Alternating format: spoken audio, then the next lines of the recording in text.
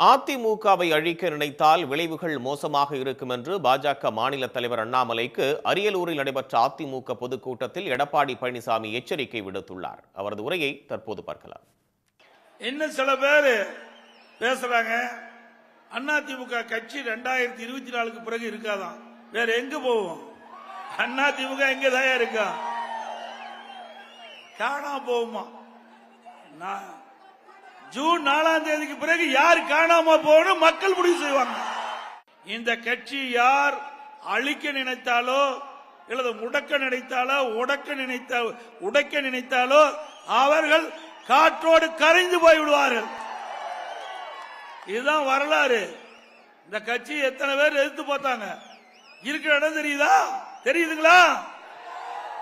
எங்க போனானே தெரியல.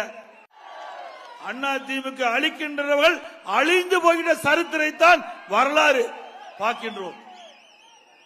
ஆக அதிமுக கிட்ட அந்த பூச்சாண்டி காட்டுற இதெல்லாம் நிறுத்திடுங்க.